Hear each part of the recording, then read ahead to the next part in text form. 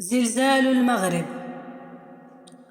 أرض طبقاتها ليست كالطبقات، باطنها حمم وصهارات، حركاتها من الناوات، وعلى معطفها تحدث البراكين والزلات.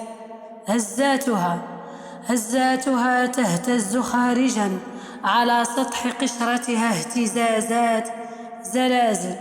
زلازل زلزلت كل المشاعر والأحاسيس والممتلكات، تاركة ندوبا، جروحا، موتى، فرقت بين المحبين والمحبات.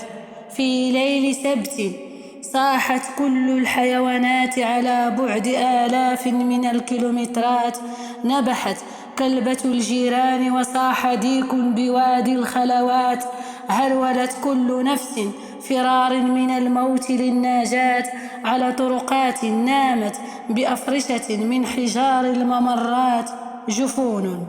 جفون نامت على وقع الوداع والنهايات.